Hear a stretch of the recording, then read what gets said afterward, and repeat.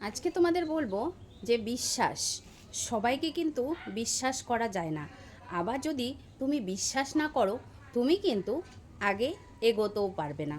তুমি যে জিনিসটা জানো না, হয়তো বুঝতেও পারছো না, সেখান থেকে তুমি যদি বিশ্বাস করে কাউকে সেখানে রিস্ক না নাও, তাহলে কিন্তু তুমি আগের দিকে এগোতে পারবে না। মানো তুমি কিছুই জানো না, অথচ যাকে তুমি বিশ্বাস করছো না সে অনেক কিছু জানে। সেখান থেকে তুমি বিশ্বাস না করো, মানে না করার কারণে তার কাছ থেকে কোনো হেল্প পাচ্ছ না। তাই মনে বিশ্বাস রেখে হয়তো একবার ট্রাই করাই যায়। তো চলো তোমাদের আজকে শোনাবো একটা কাহানি, মানে একটা সত্য ঘটনা, যেটা আমার সামনে ঘটেছিল। যখন আমি ভোট দিতে গিয়েছিলাম যখন ভোট দিতে গিয়েছিলাম, আমার যেখানে বাড়ি সেখানকার ভোটার আমি নই। আমার ভোট অনেকটা দূরে। তো তোমরা চেনো না, অনেকে হয়তো চেনে, অনেকে হয়তো নাও চিনতে পারে। তো শিলিগুড়ি পায়েল সিনেমা হল যেখানে রয়েছে পরেশনগর বলে, সেখানে আমার বিয়ে হয়েছিল, সেখানেই আমার ভোটার।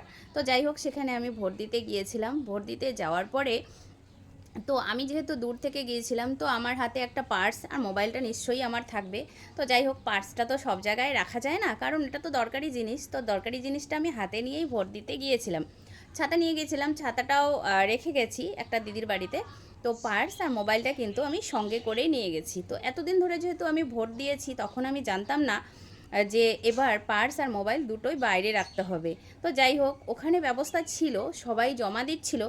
তো যখন আমি লাইনে দাঁড়াই, তখন এই কথাটা বলা হয়নি। তারপরে যখন লাইন থেকে একটু সামনের দিকে এগিয়ে যাচ্ছি, অনেকে হয়তো ব্যাগে কিছু নিয়ে এসছে, ছোটো ছোটো ক্যারি নিয়ে এসেছিলো।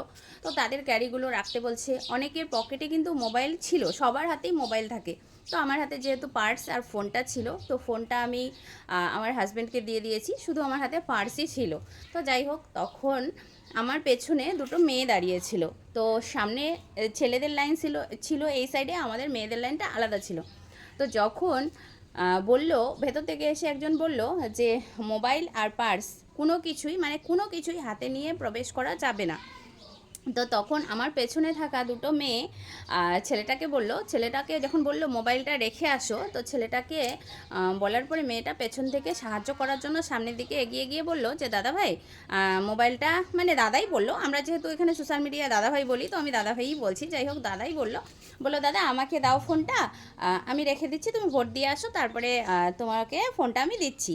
উনি কি করলো, মানে বোনটা হাতে ফোনটা নিয়ে নেওয়ার পরও হাত থেকে কেড়ে নিয়ে বলল, না আমি তোমাকে দেবো না, আমি ওখানে জমা করে আসছি। তো যাই হোক, সেখানে টেবিল বসা ছিল, তো সেখানে জমা নিচ্ছিল, তো জমা দেওয়ার জন্য চলে গেল। তখন মেয়েটা আমাকে বলল, আমার পেছনেই ছিল, তো মেয়েটা আমাকে বলল কারো ভালো করতে নেই।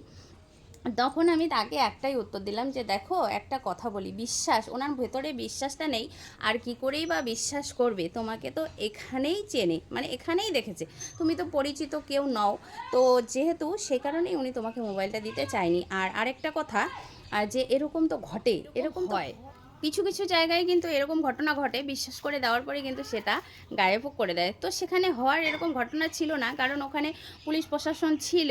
তো যাই হোক, ওনার বিশ্বাস নেই, উনি কিন্তু নিয়ে গিয়ে রেখে দিল। তো আমার হাতে যেহেতু পার্স ছিল, আর আমার হাজব্যান্ড আমার থেকে অনেকটা দূরে দাঁড়িয়েছিল, কারণ ওর ভোট সেখানে ছিল না, ওর ভোট আমি যেখানে থাকি ওখানে ওর ভোট, তো ও ভোট দিয়েই গিয়েছিল। তো সেই জন্য ওকে আমি অত দূর থেকে আবার ডাকবো, আমি বিশ্বাস করে আমার যখন ভোট, মানে আমি যখন ঢুকবো, তখন আমি বিশ্বাস করে মেয়েটাকে বললাম আমার পার্সটা তুমি রাখো। আমি কিন্তু আমার পার্সটা ওনার হাতে জোর করে দিয়ে দিলাম। দিয়ে দেওয়ার পরে আমি কিন্তু ভোট দিয়ে যখন আসলাম, তখন উনি দেখি আরেকজনকে বলছিল, বলে কি দেখো ওই বউটা, মানে আমাকে চেনে না, আমিও চিনি না, বললো আমাকে পার্সটাই দিয়ে দিল। তো আমি বললাম যে দেখো, তুমি যদি, তখন আমি সামনে গিয়ে বললাম যে তুমি যদি আমার পার্সটা নিয়ে নাও, কত টাকাই বা ওখানে আছে, আর তুমি ওইটুকু টাকা নিয়ে করবেই বা কি, কতদিন খাবে, কতদিন কাউকে মেরে খাওয়া যায়, কখনো নয়। মনের মধ্যে বিশ্বাসটা রাখা ভীষণ জরুরি। তুমি যদি বিশ্বাস না রেখে কাজ করো, কিংবা তোমার ভেতরে যদি বিশ্বাস না থাকে, তুমি কখনোই সামনের দিকে এগোতে পারবে না। সেই সময় যদি আমি পার্সটা না দিতাম, তাহলে হয়তো আমাকে ভোট দিতে দিত না, হয়তো আমার পেছনের মানুষগুলো ভোট দিয়ে দিত। তো সেই কারণে বিশ্বাস করাটা ভীষণ জরুরি। আমি কিন্তু মানুষকে বিশ্বাস করে দিয়ে দেই, কিন্তু আমার আজ পর্যন্ত কখনোই বিশ্বাসের অমর্যাদা হয়নি, কারণ আমি বিশ্বাস করে যাকে দিয়েছি আমাকে কেউ এখনও ধোকা দেয়নি। তবে হ্যাঁ, মানুষ আমাকে নিয়ে কালচার করে, উল্টোপাল্টা কথা বলে, এই এতটুকুই, কিন্তু আমার বিশ্বাস করে আমি কাউকে দিয়েছি, সে আমাকে ধোঁকা দেয়নি এখনও পর্যন্ত। আর আগে যেগুলো করেছে ওগুলো তো করেছে, আরেকদিন শোনাবো ওই কাহানি। তো চলো, টাটা।